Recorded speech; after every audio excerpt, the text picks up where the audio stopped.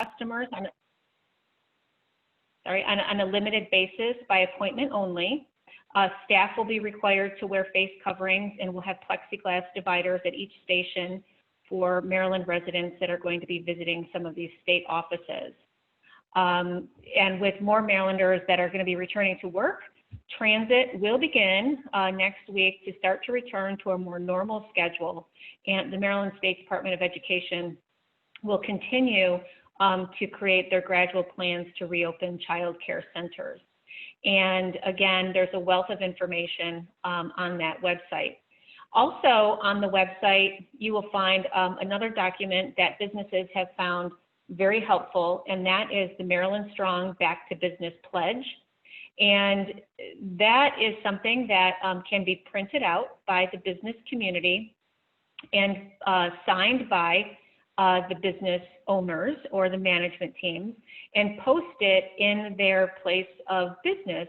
And it's a sign to be able to provide some comfort to the employees and also the general public, which is saying that this business is dedicated and committed in order to be able to follow some safe and healthy guidelines for the reopening of their place of employment. And it is some very general terms that says that they are committed to create an environment that allows physical distancing that we all know at this point in time, the recommendation is within 6 feet. Ensure that the place of business is routinely cleaned, and encourage the employees to frequently wash their hands, provide flexibility to the employees, provide training and education, and clearly communicate their policies and procedures regularly to their employees on site.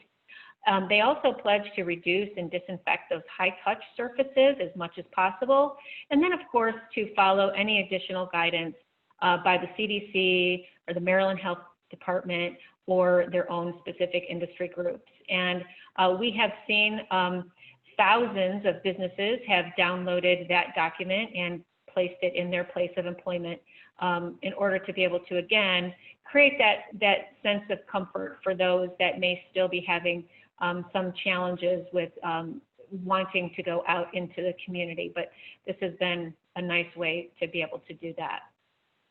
So a lot of people have questions about the stage, that phase 2. So technically, according to the governor's roadmap to recovery, this phase 2 is for those medium risk type of businesses. Phase 1 was more for the low risk. And as we move through phase 2, there will be more of those medium risk type industry groups that will be allowed to open and move forward under, again, different types of guidance. And I know that I'm just about out of time, and you all are on a very strict time schedule. So just very, very briefly, I will say that if there's any information that you cannot find on our website, you can always email secretary.commerce@maryland.gov. Again, that's secretary.commerce@maryland.gov with any of your business questions. We have teams of state employees from multiple sister agencies that are here to be able to assist in any of those business questions very rapidly, actually, so that we can provide that customer service and support that I know so many businesses are looking for today. Thank you so much, Secretary. Excellent. Thank you so much, Secretary Schultz. You gave a rich presentation and provided us with so much information.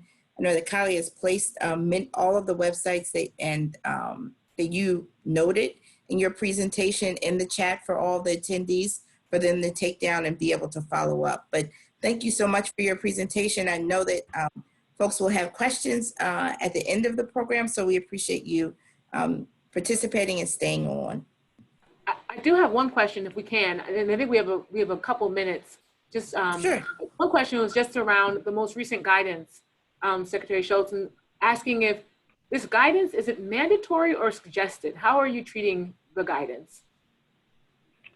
At this point in time, the governor has said that the wearing of face masks is mandatory in retail settings. So when you have that one-on-one type of interaction, those indoor settings is mandatory. Outdoor is not mandatory at this point in time, but we do have, as far as face masks are concerned, we have a complete FAQ, frequently asked questions document that is also available for anybody that has questions about that. But the enforcement of the businesses is really up to the local health departments. So what we have done is we have put out best practices to be able to make sure that the businesses were, at the very top of their compliance with those health standards. So the governor has been pretty clear about needing for the business community to be proactive when it comes to creating that healthy environment. And then it will be up to the local health departments to determine if there's something that a business is or is not doing that meets a standard that they think is going to be a healthy environment. Thank you so much for that clarification. Back to you, Alicia. Yeah, and so with that, I just want to say that, it seems as if it's vague, but, having dealt with the business community for so many years at this point in time, I like to tell them that doing more is more, right? And in this particular instance, and even when we talk to businesses that have, are regulated by OSHA or the Maryland Occupation Safety and Health, the more that you can make your employees and the general public feel comfortable to be able to come out into the community to frequent those businesses, the better off everybody is going to be, including the business community themselves. And I think that it's just good practice to be able to make sure that you are following the guidance, whether it's mandatory or if it's just a best practice that we have seen be successful in Maryland or across the country. And that's why we wanted to be able to make sure that we put that out. And most of the recommendations that had come forth and put into the best practices have come from the industries themselves through our advisory groups. And so we were very heartened to see that the business community is very, very determined to be able to say, listen, we can open in a safe way, and we're going to follow this. And this is what we're recommending for ourselves and our colleagues across the state.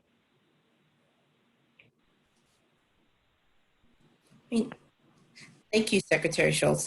That's extremely helpful. And again, thank you for your leadership in this area on behalf of businesses across our state. And with that, I'd like to introduce Dr. Galliastos, who is an amazing physician within Hopkins and has been providing a great deal of public health guidance on COVID for individuals and companies and faith leaders from across the state and the country. Dr. G is a pulmonary and critical care medicine physician and co-director of Medicine for the Greater Good, focused on health outcomes and health disparities. Dr. G? Perfect. Presumably everyone can hear me. Yes. The most embarrassing thing is probably when Miss Alicia Wilson goes to the next slide. My headshot clearly does not match my current pandemic hair. So I apologize. I know we're all doing what we can during this time. So with that said, what I'm going to kind of discuss over the next 10 minutes, and thank you, Secretary Schultz, for kind of just also discussing where we're at in regards to the public health interventions that we were requesting. And my job over the next 10 minutes is to provide you all, small business owner and big business owner and so forth, with really what I would be requesting, and that's in accordance with kind of the CDC and the NIH and just Johns Hopkins officials overall, because a big emphasis about this pandemic, one that I think needs to be said that separates it from other natural disasters, right? Your earthquakes or tornadoes or hurricanes, all of those are constrained to a time and place, right? We know where it is and we know when it will end. A pandemic for all of us, it's the first one, and the pace of it is dictated by this virus. There is not an ending at the moment that we can safely predict. So the question isn't, do we stay in lockdown forever? The question is, how do we phase into it? How do we assimilate it back into it without causing dire health outcomes? No one's community, no one's business, no one's faith-based organization wants to be seen in an optic lens of a place where a new hotspot occurred. So being able to provide safety to both employees as well as the customers you serve, I imagine is everyone's priority. I imagine it was your priority before the pandemic, and now it's really emphasized now more than ever. So a couple of things that I want to be able to say moving forward. First things first is always definitely, as Secretary Schultz said, please look to see what your local government officials are asking of you all. Whatever I may say at this moment, if it doesn't go in accordance with kind of local officials, I would probably start abiding by them. You know, if I say, I'm not sure what I would say that would be different, but I'd never want to get any business in trouble. I'm not an authoritative figure, so please always look to see what your local officials and local government are requesting of all the businesses. Now, what can you do to keep yourselves, your employees, and your businesses safe? So the first request I really put out is to identify someone at your work to be a COVID-19 leader. And it doesn't mean they have to be an expert. No one's really kind of a COVID-19 expert since it's a virus we've all learned about in the last 6 months. But having someone who will be accountable for staying up to date with the local government officials' recommendations, staying up to date with current COVID-19 information, and being kind of a liaison between their business and other public health offices. The one thing actually that we've been saying to a lot of faith-based organizations that we work with in our network is join our calls. So my organization, we do calls Mondays and Fridays. They're an hour each, and Ms. Alicia Wilson can share that information. But the purpose of the call is to actually go over current COVID-19 concerns, updates, and facts. So if you do nothing but just listen to a call, you will over time become that COVID-19 leader and expert. So you're welcome to join that. But really having a business identify who is a COVID-19 leader is going to be important. That way people can turn to him or her. I would also suggest having more than one person, because this is likely going to last for several years, and that kind of responsibility as a COVID-19 expert is going to be somewhat daunting to carry that kind of responsibility and be the only person.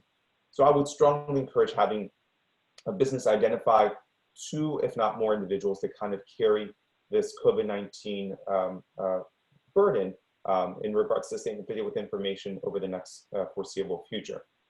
After that, a really strong, this is now centers, so we talked about leadership, now centering around infectious control. A really strong policy around people who have symptoms to stay at home. We do know that this virus is contagious in asymptomatic people and symptomatic people. But patients with symptoms definitely raise the pretest probability that those individuals likely have the virus. So a strong policy where letting your employees know if you have a symptom, new cough, cold, a new cough, a new runny nose, anything that's concerning, please stay home. If they want to write this off as just allergies, then just ask them to let their doctor sign a note saying just that. But I would easily, mandate that, because again, the symptom conversation raises everyone's concerns that someone may have COVID-19. So a strong no employee with symptom presence at a small business. Other infectious control policies, so definitely indoors, the face mask. That would be a strong encouragement. Why? Well, sometimes, the biggest way for you to not catch this virus is to be nowhere near its proximity. And going back into businesses, that may be harder to do. I say this, I go back into my own business, which is a hospital. I'm there for a full week, every 2 weeks running COVID-19 ICUs. It is hard to not bump into people. So I'm constantly wearing a face mask when I'm in the hospital. So a face mask mandate would be strongly requested. If you wear the scientific name of these face masks, by the way, is called a surgical mask. I would like to share why, because in the ORs back in the 1940s and 50s, you had all the sterile equipment. To not break sterility, everyone wore a mask. So the purpose of the mask is never to prevent you from getting an infection. It's actually to prevent others from catching your germs. But if everyone's wearing a mask, right, your chances of catching someone's germs, especially COVID-19, falls to about 1.5%. So a constant need for indoor face masks. Outdoor, the challenge there is just depends on how socially distant everyone is. If you're still going to be crowded, you should wear a face mask outside. If you're going to be incredibly well spaced, fine, you can put the face mask guard down. The face mask, by the way, whoever should be tapped as the COVID-19 leader or leaders, should also be kind of the face mask czar, for lack of better terms, making sure the face mask is worn properly, right? Wearing a face mask and having it as a chin strap does you no good. Wearing a face mask and your nose clearly sticking out does you no good. So please make sure the face mask coverly proppers the nose and mouth. And in regards to the face mask, my last point about it is a constant wearing, depending on the fabric. So cotton, polyester, silk, all of it is fine. No one's going to match the high quality of the healthcare professional face mask, but nonetheless, these face masks will all do just fine. They will block the large aerosols overall. And the big mandate about them is, depending on the fabric and depending on the thickness, after about 4 hours of constantly wearing these masks, most of these masks do get just saturated with the moisture that you breathe out. So one of the requests I've always been making is exchanging, keeping your workday short after 4 hours, just go home, or if you have to stay there longer, exchange your face mask for another face mask. So maybe coming into work with 2 face masks, knowing that you may be there for quite some time. That would be a strong request. Wearing also face masks that are made out of material that you would find in a shirt. I always emphasize, because then at the end of the day, you can take them, throw them in the washer and dryer, wash them, and now they are properly ready to be worn the next day.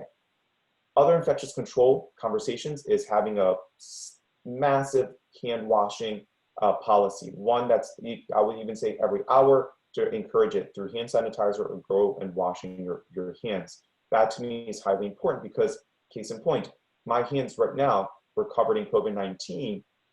As long as these hands don't make their ways to my eyes, nose, or mouth, they're not getting there, right? COVID-19 is not infecting me.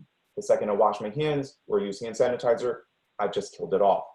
This actually puts me into sometimes conflict when people say, well, what about wearing gloves? I actually don't like gloves for the sole purpose of, the second people wear them, they start not washing their hands, right? That might sound silly, but your gloves will pick up all these germs and start passing them around to other places. And you might forget you're wearing gloves and start touching your face. If you don't wear gloves, you tend to be much more noticeable of things you're touching. And now we're kind of on this high alert of kind of being all of us properly germaphobe. So if I touch a new surface, hopefully you have a Pavlovian response of, now I need to wash my hands. You lose that kind of conditioning if you wear gloves all the time. So gloves I don't like, because, and we've shown this in other, by the way, epidemics, not so much in the COVID one because it's new, but people who wear gloves were actually seen to be bigger spreaders, just because you continue touching things and not sanitizing these gloves. So I would, unless your job requests it, like if you're handling food and so forth, yes, wear gloves. If you're not handling things that do not need gloves, I would strongly encourage just a strict hand washing policy. And finally, the last part that I'd like to bring up, and obviously I will take questions and concerns that come up, is the other place that I think might be a really, really hard place to keep our guard up is the bathroom. I know that sounds silly, but the bathroom, sometimes I find most of us let our guard down, and it could be a place where you may, drop your mask and so forth. So what I've been strongly recommending with a lot of other businesses is really having a one person at a time bathroom policy for a couple of reasons. Again, I already mentioned kind of your guard going down. But the other part, depending on how your plumbing is constructed, if there's not a toilet seat cover, whenever you flush, aerosol gets generated. And we already know that COVID-19 is spread in bowel movements and in urine. So if you don't have a toilet seat cover and you can't mandate that, I would strongly encourage kind of a one person at a time bathroom policy. What I would really encourage is hand sanitizing as you walk into the bathroom. So now no COVID on my hands, and washing or hand sanitizing as you leave the bathroom. So you don't leave with COVID on your hands. The only problem you can't really control is the bowel movements and the urine that may have COVID-19. So if someone can disinfect the bathroom the second flushing has occurred, depending on your ventilation, then great, then you kind of diminish that ability as well. I see all this. I know a lot of these requests are very conservative in regards to it, but we're all learning about COVID-19 in real time. We're all trying to accommodate and assimilate into this new present. And my hope for you all, being a son and family member of people with small businesses, we want you guys open, but one in a way that allows you and yourselves to make a living, but also abides by these new pandemic rules and regulations that we are seeing. We can all stay safe, and I applaud our government officials for recognizing that we need to phase into this and kind of assimilate into these new norms. And I strongly suggest abiding by them. if you have any questions, obviously I'll stay on and tackle them. And I'm also happy, I can work with Ms. Kylie Patterson and Ms. Alicia Wilson to also maybe even discuss kind of one-on-one meetings as well with certain businesses as well, if that's what you would like. We were already doing that with congregations, for instance. So with that said, I turn my time over. I think I'm introducing, hold on, Mr.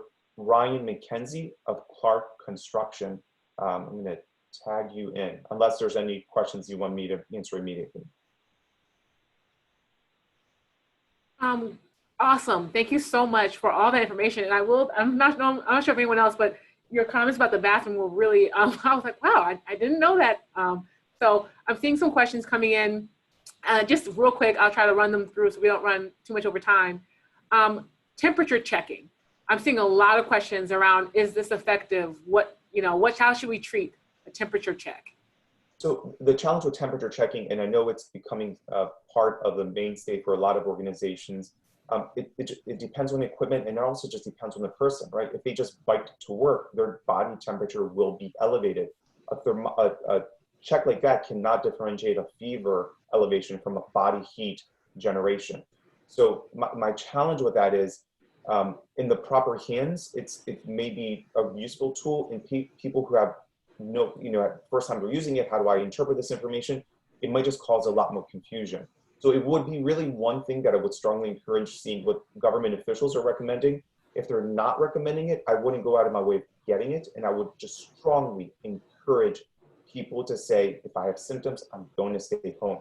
COVID-19's fever is not subtle. It is there, right? So the temperature checks that you're seeing at other places are really to catch people who actually have fevers and are just trying to go about their day without having to go home or be turned away from an airport. So you're not going to catch asymptomatic people with it. You're going to catch people who actually have active symptoms. And if you had a strict enforced no fever policy, no symptom policy, those are employees that should just go home, right? They shouldn't have gone there for the first place. So that's my only conversation about thermal scanners. It's hard to differentiate fevers from someone who just biked to work that day. And what do you do with that information? It may just cause a lot more confusion. Thank you so much. And to your point, over to Ryan. Thank you. You guys hear me? Okay, great. So before I get going here, I just wanted to quickly, Dr. G, thanks for the introduction. And I wanted to also thank Alicia and Kylie for the opportunity. I think we really appreciate a platform where we can talk a little bit about some of the best practices that we had to certainly get in place quickly as an essential business. So, but before I get into that, I also just want to thank Secretary Schultz for your leadership, particularly with the roadmap to recovery. I serve on our national group. We formulated a national response team to service our medical healthcare clients, and I can tell you firsthand that the state of Maryland has really been pioneering some of these guidelines that have been deployed. So we greatly appreciate that. Just go ahead, Andrew. I think you get the slide deck here. So just quickly on the agenda here, and then I'll get into the team. So I think at the core of it, what you're going to hear from us is just a strict adherence to the CDC guidelines. I think they're just a great set of guidelines that really helped us get grounded. But in addition to that, you'll see some things that we were able to kind of cross-pollinate on some state and local guidelines as well. In addition to that, you'll hear both Tim and Andrew, who I'll introduce here for a second, talk about some of our operational lessons learned and best practices as an essential business and kind of running large project sites where we have a lot of people. And then they'll go through all that, and then I'll wrap it up at the end and just talk about some other things about organizational structure and some general principles and maybe some considerations that either validate what you're already doing, or maybe we provide you with some other suggestions. So quickly on the team, Andrew. So again, I'm Ryan McKenzie. I manage our Greater Baltimore Healthcare division here in the Mid-Atlantic, and then I have with me two of my leaders in our division, Tim Campbell, who manages our Howard County PPP Courthouse project, and Andrew Beadle, who runs our University of Maryland Capital Region project. And so with that, I'll turn it over to you guys to go through the slide deck. Thanks, Ryan. As you mentioned, we've been kind of blessed and challenged with operating as an essential business here throughout this pandemic and its associated shelter-in-place orders. While some of the practices we may cover here in this presentation that we've implemented seem, at least superficially, to be very specific to our industry, we believe they speak to the challenges that all businesses are going to be facing to an extent or another as they either resume operations or expand their operations here in the next several weeks. And the key thing that we want to convey is that operating our business in a safe and healthy environment, make sure employers, partners, and clients feel safe is key to continuing efficient operations. The first thing we're going to touch on, and actually the next slide, thanks, is confirmed case protocols and communication plans.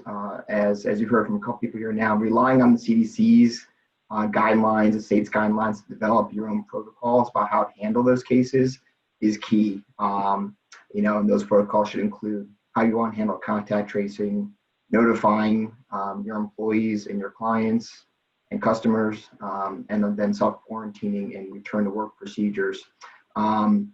The CDC also provides some great guidelines on what to do regarding what kind of information you want to gather from people when you do have confirmed cases, what kind of information you want to share with other people you work with, and to whom you want to distribute that. Like I said before, referring to the CDC and states guidelines, developing these procedures is key, and it's a great resource for everybody. One thing we do want to mention, and it's a reminder for those of you that are getting operations started again here, is that keeping in mind the privacy of any of your employees that do have confirmed cases is of utmost importance, because we still have to maintain our adherence to the HIPAA rules. One major thing that we have experienced here in the past several months is getting some good feedback from our clients, from our trade partners that work with us on our project sites, is that communication is key, and letting them know when we do have confirmed cases and what our response has been to those cases regarding additional sanitation of our job sites or closing certain parts of the sites down on an as-needed basis has made them feel safe to come to work on a daily basis. And it's been greatly appreciated by all parties. I think at this time, I'm going to turn it over to Andrew, who's going to talk about some of the more specific items that we have implemented on our job sites. Thanks, Andrew. All right, thank you, Tim. Like Tim and Ryan indicated, we've been fortunate to be one of the industries that's been able to stay open and operate throughout the entire pandemic. So we've certainly learned a lot over the last 2.5 months. So hopefully some of this information will be useful to you guys as you begin to reopen. And it's kind of been fascinating to me as I've been listening to the presenters before me, Secretary Schultz and the doctor from Hopkins. A lot of the same things that we're doing on our job sites are the things that they were speaking about and recommending that you guys do as you reopen. One of the first things here is segmenting and rotating employees. One of the very first things that we did was split up our workforce on the job sites, basically with the goal of cutting the population at any given time that's on one of our job sites in half. Not so rigid on how we did that between the different job sites. Every project's a little different, but with the overall goal of cutting that population that's on the job at any given time in half for the Clark staff. We've also done some staggering of shifts on some projects with the actual craft workers, the subcontractors working under us that are doing the actual install work on our projects. We've put some of them on staggered shifts throughout the day, a night shift, a weekend shift, again with the mindset of cutting the population on the job site down at any given time as much as possible. And then again, it was touched on earlier, but telework. On our off days of the staggered schedule, we're working from home, we're teleworking. There's other functions in our company that work out of our Bethesda office. They've pretty much been 100% teleworking over the last few months. Safety and protective equipment. We heard a lot about face coverings and face masks. So that is 100% requirement on all of our job sites. Basically part of the uniform now. You can see I've got one on right here. It's just a gaiter, pull it up over your face. It's, you know, same thing as wearing a hard hat, safety glasses, vest. You're going to work, you've got your face mask on. One important thing, and it was kind of touched on, is the face coverings do not get rid of the need to social distance. They certainly make it less so important, but they don't make it, you know, 100% zero chance that you'll transfer the virus if you have a face covering on. So one important thing to keep in mind is that face covering policy or requirement does not negate or take place of the social distancing. So that leads me into the next one here. So one of the big challenges for us, especially on a large project like mine where I have upwards of 500 craft workers on site every day, and something that I encourage all of you to do, is to really look at your space, look at your business, look at your operation, and think about what are the points where people are going to congregate, where people are going to stand in line, where people are going to gather, kind of those choke points, if you will, where you're going to have a lot of people in a small space. Really look at those and figure out how are the ways that I can set this up so that social distancing is easy and so that it's made clear to my employees, to my customers, my clients, of how they can achieve that in those spaces. I'm sure you've all been to the grocery store in the past few months. If you have, you've probably seen the markings on the ground of telling you where to stand 6 feet. You've probably seen the arrows of one way down this aisle, one way down that aisle. We've basically adopted the same thing on our job sites. Few photos here. The one on the left is of our temporary elevator hoist inside the building. That's a place where people naturally queue up while they're waiting for the elevator to take material up into the building. But we've marked out on the floor there where to stand so you can stay 6 feet apart. We've also done so inside the elevator itself. That's a close quarters space, and mark that out so you can keep 6 feet spacing of how many people you can actually have in the elevator at one time. And then stairwells is another one that we tackled by designating certain stairwells up and certain stairwells as down. Site monitors, this is really one of the things I thought we've done, or I think that we have done, that has been very effective. And basically what we did is we created an entirely new position within the company of people on our job site whose sole job is to essentially walk around the job site and make sure that the people on the job site, including Clark, including all of our craft workers that are on the job site every day, that they're following our policies of face coverings 100% and social distancing 100%. You can see the photo on the right there is kind of a fun way that we thought of illustrating to people. That's a pool noodle that's actually 5 feet long, and it really kind of illustrates to people, oh man, if that's only 5 feet, 6 feet is really more than I think it is. You know, most people don't actually realize what 6 feet is. So in addition to those key tasks for that position, we also have them going through and cleaning high-touch surfaces, doorknobs, stair handrails, things like that are touched a lot. And then they also make sure that our hygiene stations are stocked, that our bathroom facilities are getting cleaned daily.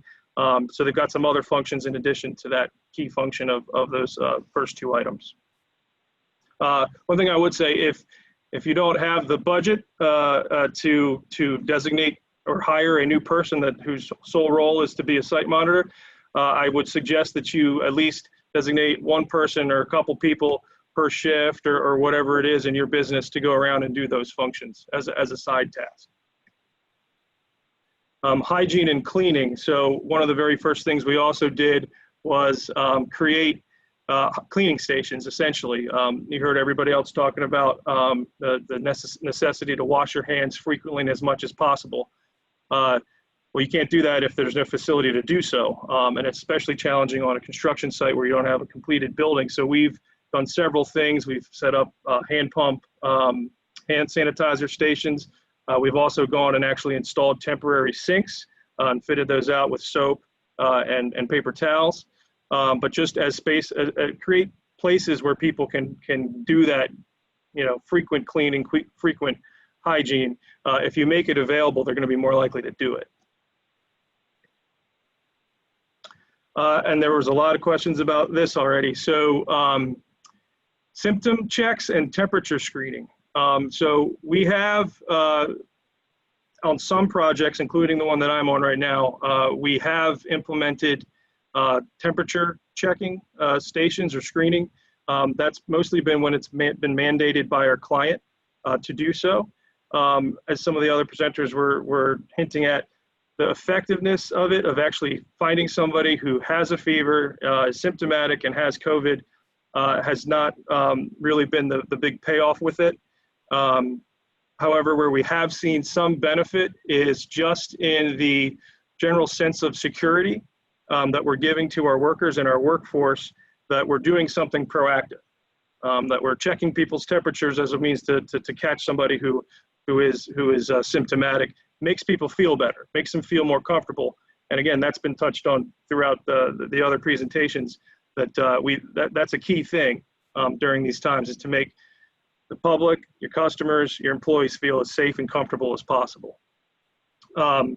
One thing that we all are also doing is a symptom check questionnaire. That is a daily thing that we have all of our people entering the building, including us, including our trade partners. We answer 3 simple questions about: have you been in contact, close contact, somebody with COVID-19? Do you have symptoms? Those types of questions that are there to catch people that if they answer yes, they're not allowed into the building. So we have seen some or a lot of value, I would say, in that, more so than the temperature screening. Communication, and again, people have touched on it before. It is very, very key to over communicate as much as possible to your employees, to your customers, what the policies are, if there's any change in the standard operating procedure, any updates on things that are happening on the job site for us.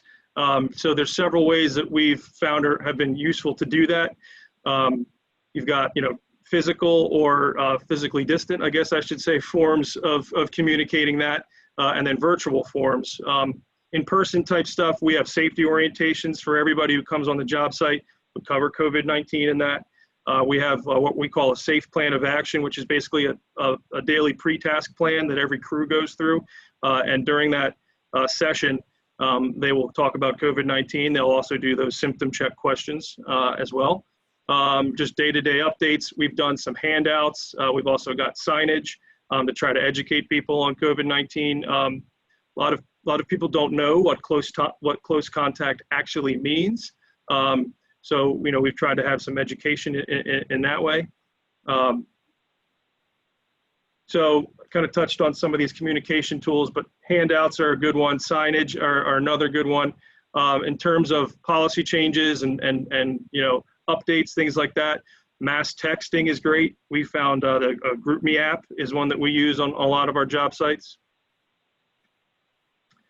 And then kind of this last one here, on a large project like mine with 500 or so people who all don't work for the same person, their paycheck doesn't come from the same person, can be challenging to get changes in policy and new information out quickly. So one thing that we did is create a website specifically for our job site where it's got updates about the project. Is it open today?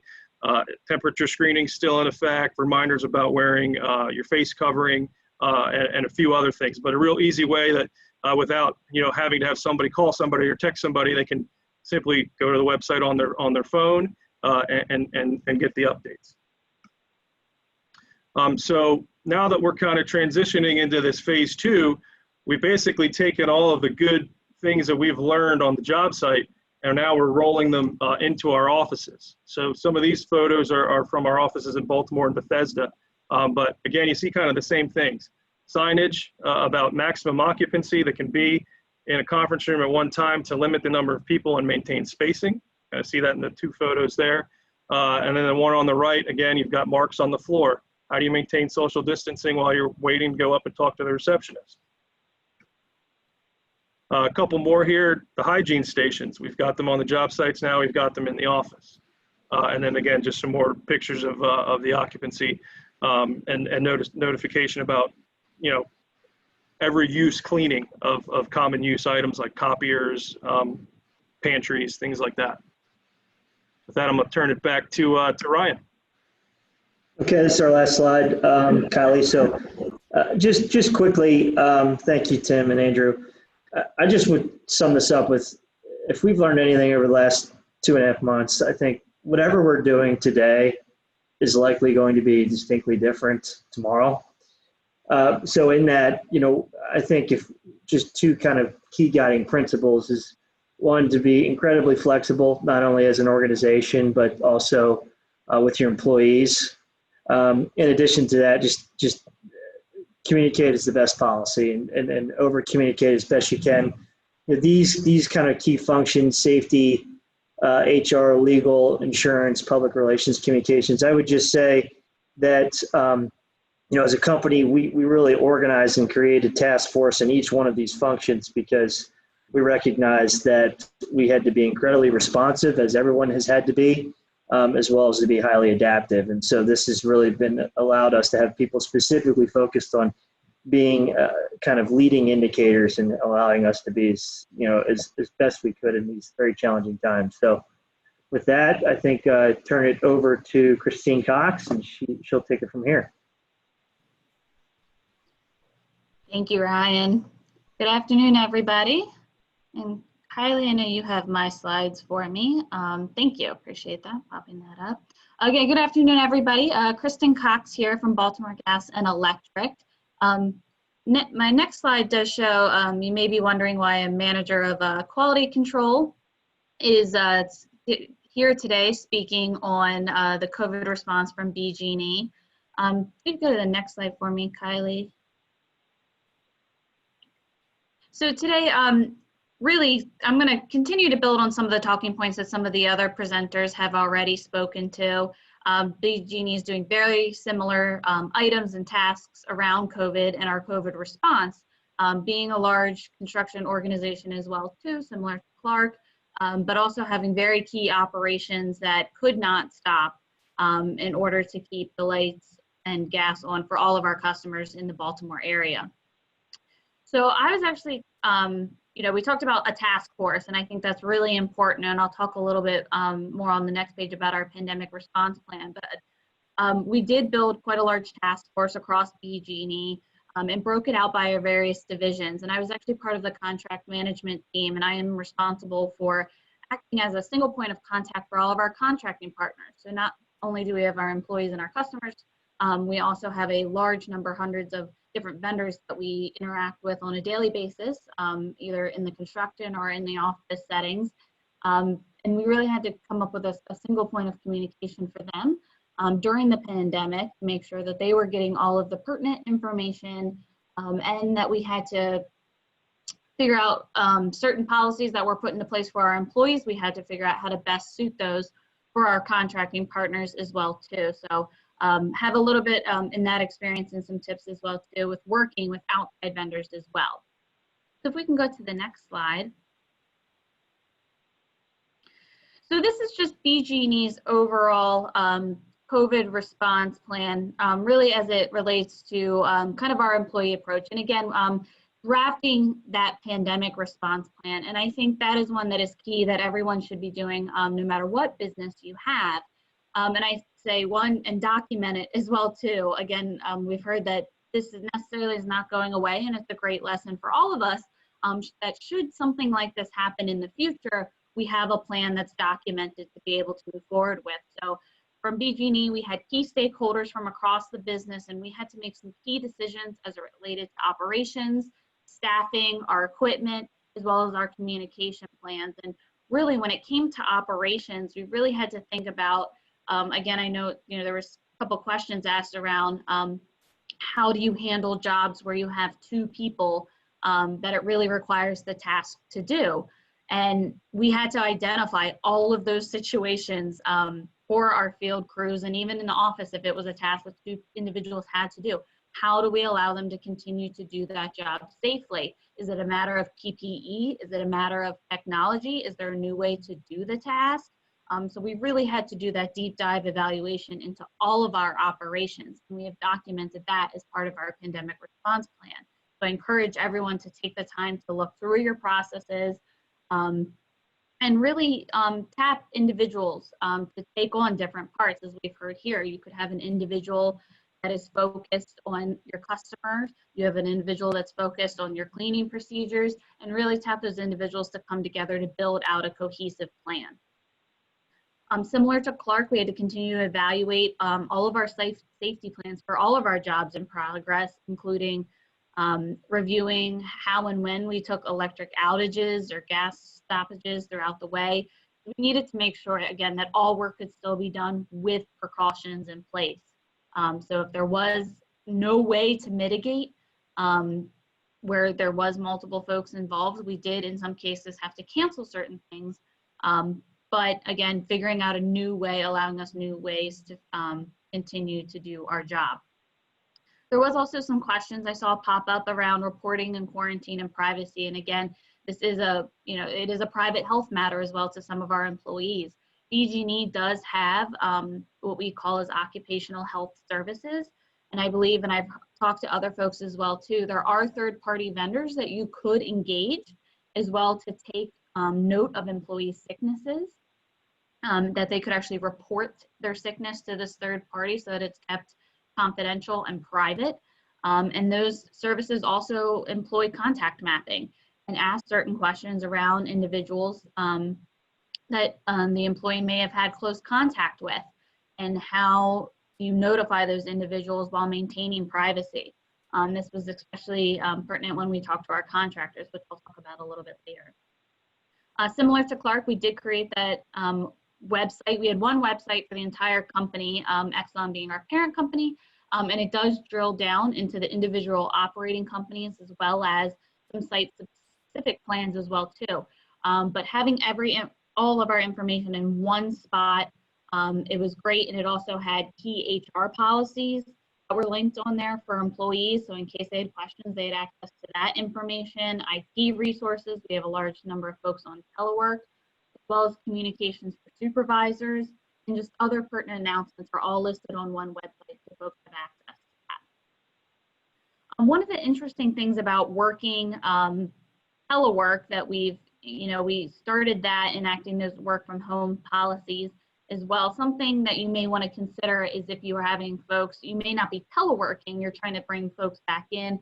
And as you look to do that on rotating shifts, something that we have found and something to work on is how are you going to manage the performance of your employees moving forward? If they're on rotating shifts, are they seeing their supervisor regularly? If they're not, how are you going to make sure that they're managing that performance from all aspects? So that's something we've had to consider and work through as well. Typically not being a remote operation now that we are, how do I check in with my employees regularly? How do I ensure that their work assignments are being completed? And that's going to work differently for every team. So each of our own teams have had to figure out the best way to do that. So I encourage you to think through that if you are setting up rotating shifts.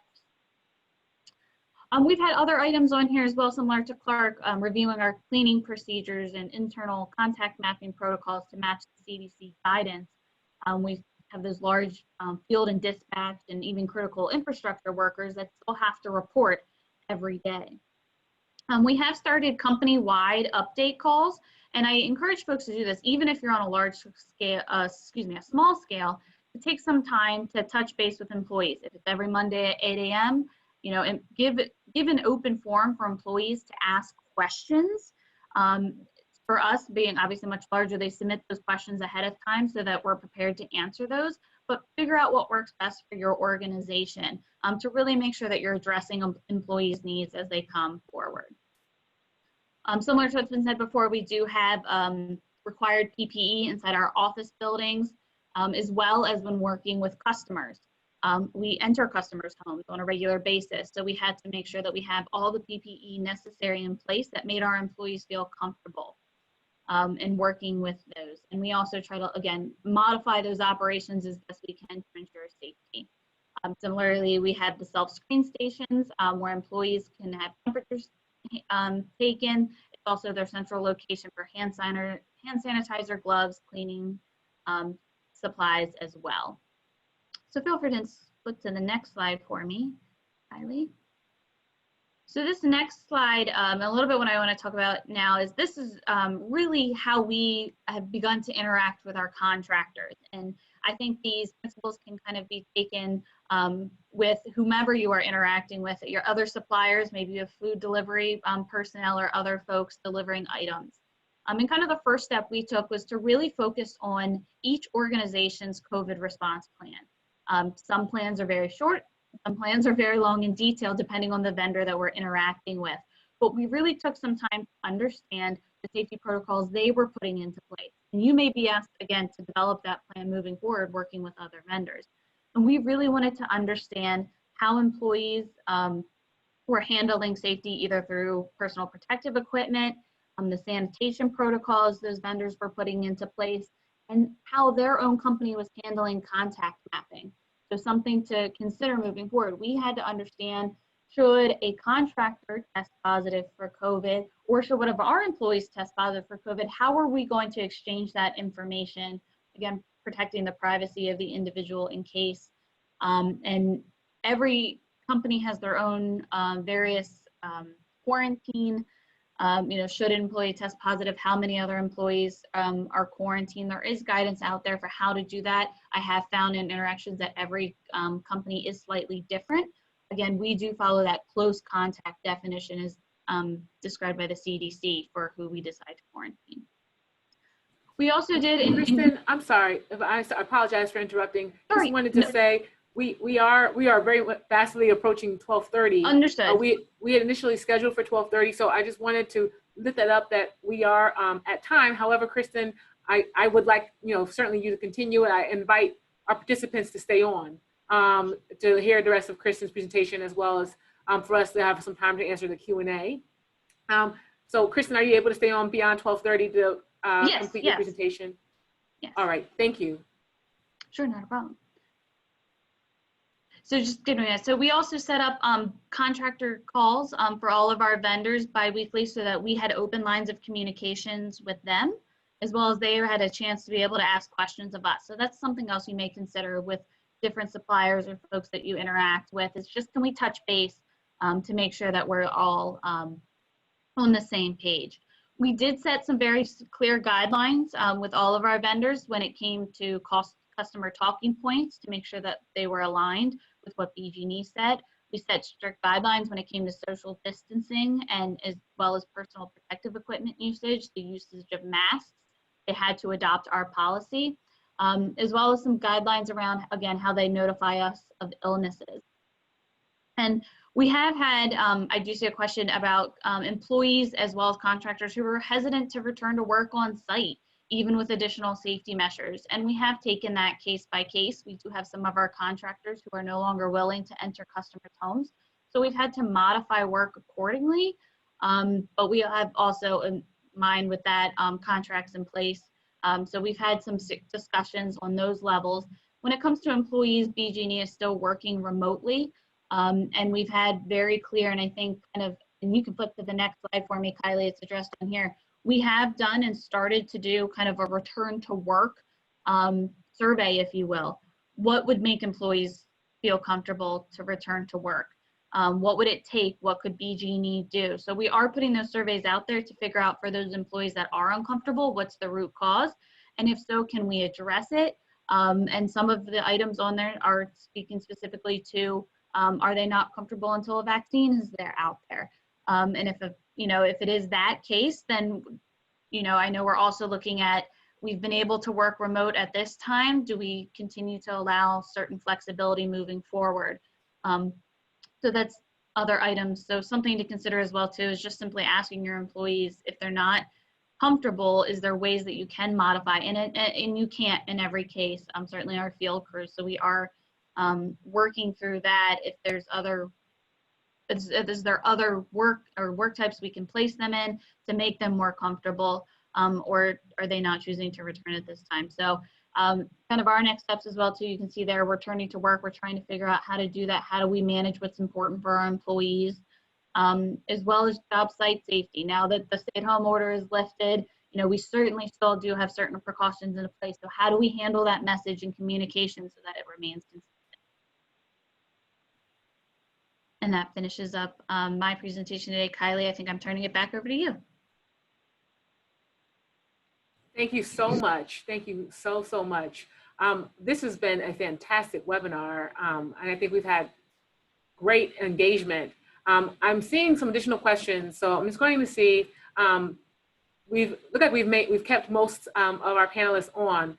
One of the questions that we had that came in for Clark was this question around, again, around how do you complete tasks that require 2 people?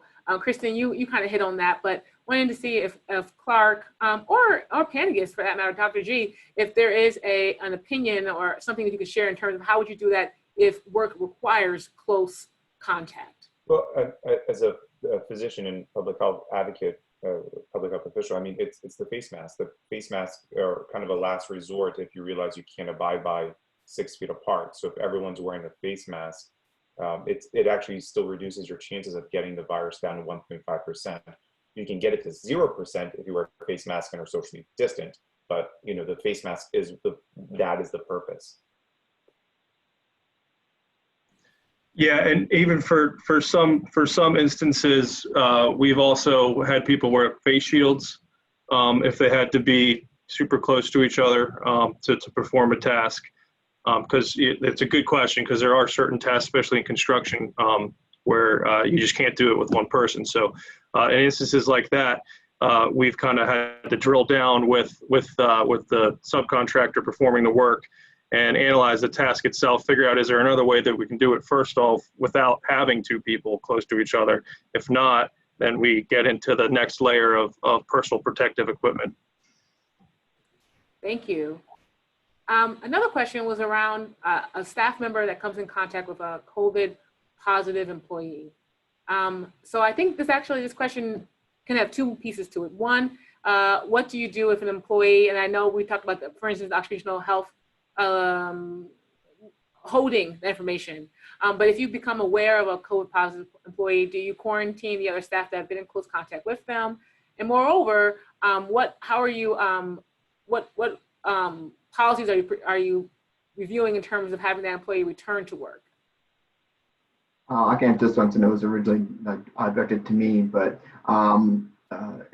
and Kristen mentioned this as well from VG standpoint, is that they're looking at the CDC's guidelines for close contact. So one of the first things we do when we find out we do have someone working on one of our job sites or in our office that has a confirmed case is we do that contact tracing with them, find out, okay, who else have you been in close contact with? And if it's a large multitude of people, we request those people are quarantining or at least being able to go back and if they can get tested. That was a lot harder to do in the early days. Back in March and early April, it's a little bit more open now for people to go get tested. So we've had to either ask for people to quarantine or get their negative test before they come back to work. But the key thing is always looking at that is that contact tracing, the close contact, because early on it was a lot of people saying, yeah, I walk by somebody in the hallway, do I fall into that close contact definition? And as we've got a lot more guidance on that over the past several months,